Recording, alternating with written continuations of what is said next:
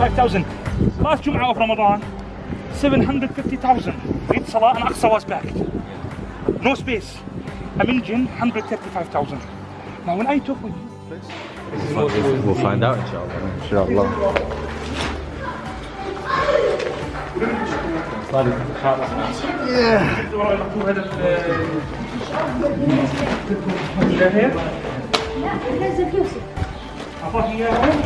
You guys need to leave the Umrah mindset behind, fam. You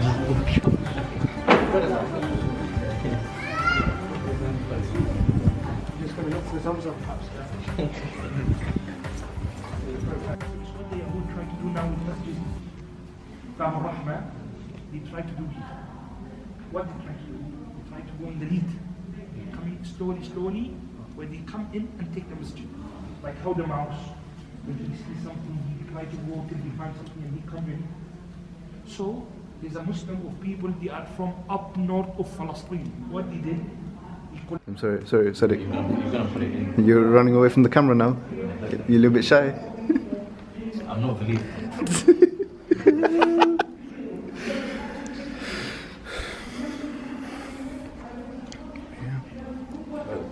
The leads disappeared.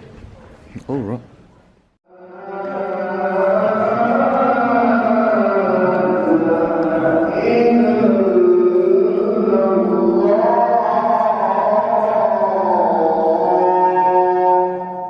So we are inside the Dome of the Rock.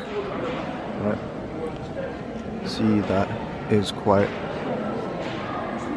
beautiful. Islamic architecture and just the designs and everything never fails to like amaze me. Alhamdulillah. But eventually we're gonna go inside the cave where and Just want to clarify, that's books or not? what is the story? No. This is the only fully up with Prince and Ambar, the local, the Awqaf. You can ask a worker now here, tell him what's this here, he say we follow up. Okay. So I just want to get some scent.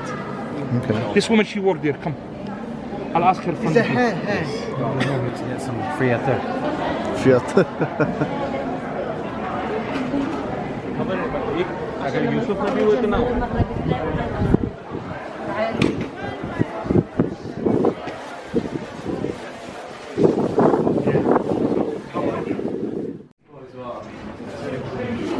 Alright, a little Turkish tribute. Isn't this process?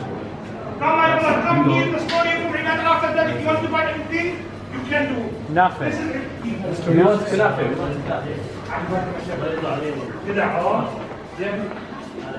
This is the brother Iman. Here. To tunnel under the Aqsa, under the Western Wall. We call him not Western Wall, we call him Al-Buraq. Yes. Under Al-Masjid Al-Aqsa. Under Knesset Qiyana. Then I shooting everybody in the world, please help us. Nobody helped me, just Turkish people. I accept him. Turkish government and president and everybody Turkish. Erdogan. Erdogan, I accept him. Just yesterday I get out in jail. They take me for a few days to jail. Why you doesn't want to sell you shop? Someone give him some flash. مين هي تيكا؟ قلت له مين هي تيكا؟ انت تعرفوا التيكا؟ قلت له تيكا والاثار كانوا يقعدوا عندي. بديتهم مين تيكا بالله؟ It's not that deep. قال لي وين رقم التيكا كمان؟ قلت له هي رقم التربه. المقبره. وفي حجر اول سؤال سالني اياه ليش الكشف المحل؟ قلت له انت عربي قال لا انا مش عربي بديش ابيع المحل. قال بدكش بيع المحل ولا بدكش بيع المحل لليهود؟ قلت له بديش ابيع المحل وبديش ابيع المحل لليهود. لا لليهود ولا العرب مش بيبيعوا لحد. قلت له بديش ابيع. شو لك ديني انت؟ بديتهم مين تيكا؟ اه والله ايه؟ والله بدك ولاد بديتهم مين تيكا؟ قلت له تيكا بكل القدس بتعرفها. بعدين جمعيه قانونيه بتشتغل وين ما كان، رممت التربه، رممت بخار الزيت، رممت باب العمود، وين ما كان بترمم تيكا. قال طب يعني لو اجى اليهود يساعدوك تخليهم يساعدوك؟ قلت له لا بديش يساعدوني. How's it down there? والله ما Do you feel at عارفين شو home? بدكم اياه انتم اهل القدس. لا بدكم اليهود يساعدوكم ولا So بدكم this is the tunnel that goes to like 7 locations underneath the compound of Al-Aqsa. It's quite scary, but yeah, it goes to the Buraq, underneath the masjid itself. And yeah, and the brother was telling us his story about how he was offered first 25 million, and then 30 million, and then 31 million US dollars just to, you know, get the place. Salam, bro. How are you doing, brother? But yeah, Welcome to our home. I have some feasibilities that the thingy. This was built by the Knights Templar. Oh. Yeah, because that. Oh, because they had their own. There's the existing tunnels, and they built the tunnels, didn't they, to try and access Solomon's treasure and the scriptures that Harut and Marut brought down from Babylon, and then King. Well, Hazrat Suleiman. Come down, yeah? Okay. Cool. Oh, you really know your history. Do you know what I did a degree in? What? History. But no, I read up a lot on this. I got the main man himself. It's quite damp down here, by the way, guys. Damp. Yeah, it's like wet slightly. Yeah. You get me? So I'm pretty sure it's like when he said tunnels in it, these were all to be excavated.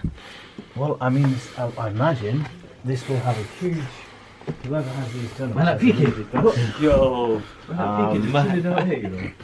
So just Yeah. a little. We call it Buraq.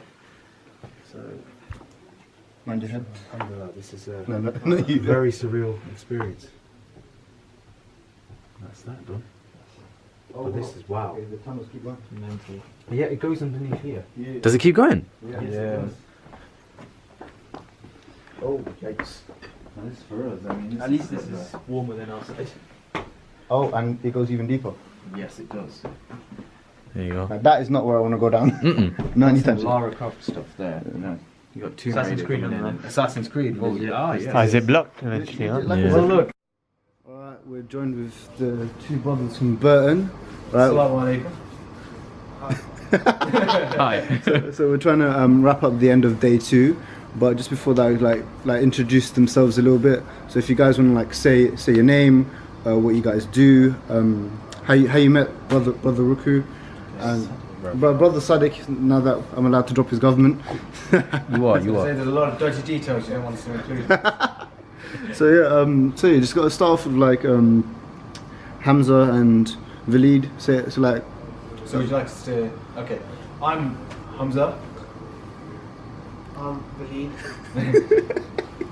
Okay, yeah, so I heard about the opportunity to go to Jerusalem through Valid, and Valid, I think that was through Twitter, wasn't it? Yeah. So from there, I think as soon as I heard the opportunity, and Valid was saying, you know, heard this great guy, he's got everything all planned for us to go. I just knew I had to go. You don't get many opportunities like this, and alhamdulillah, we just feel very blessed to be here at the moment. Yeah, it's a good opportunity. Finished Umrah about 8 weeks ago. Yeah. And obviously we thought, let's go Palestine. Yep, so we've Do a hat trick of top big mosques. Top big mosque, yeah. Yep, so we've hit the hat trick now. So we've done Makkah, Medina, and now the Masjid Al-Aqsa, which is, to be honest, from a young age, I think it's what most young Muslims aspire to do. So We've done it in space of 3 months as well. Alhamdulillah. Yes, not to brag. Alhamdulillah.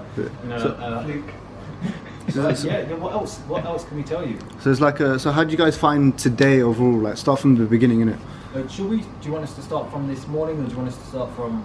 This morning. We slept. Whoa. You guys overslept, didn't you? Well, there was a reason behind this. Interrogation. Well, we had, because we're travelling from Burton, then we've been on the road.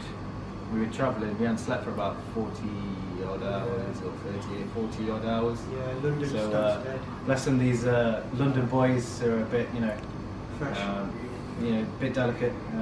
They weren't exposed to this. So it was just travelling. So as soon as we got up, we went to Masjid Al-Aqsa, and that was just an incredible experience. We prayed Fajr for the first time. Yes, well, yesterday? we didn't. Yeah, they didn't. We didn't get to do that, but we You prayed. didn't, I did. We prayed the Vice, Sky. But no, we came in for Zohar, and it's just surreal. It's a real surreal experience because you're in a place and as Do you know what okay, shocked when me? is- okay. Last night we were walking down the markets and it was all dead. Yeah. As soon as we came down in the morning, opened the front door, it was just packed and like, yo, we have all these people. Right, so after I was rudely interrupted for being interruptive, we got Brother Sadiq back, the main man himself. Yeah. Okay. So just quickly, where Brother Hamza left off, just sum up the final parts of the part 2 of day 2. Yeah, so first of all, assalamu alaikum guys. I just want to go back to how I met Saleh. So last time Saleh was our tour. Saleh was our tour guide, and if you've come to Palestine, you know who he is. He's one of the best and most articulate and most knowledgeable, but most raw character that you could have as a tour guide. And alhamdulillah, we've managed to get him for today and tomorrow. I'll get on to tomorrow. But today, like Hamza said, we had a tour of Masjid Al-Aqsa, and Masjid Al-Aqsa is not just one masjid and not just the Dome of the Rock. There's many different parts to Masjid Al-Aqsa.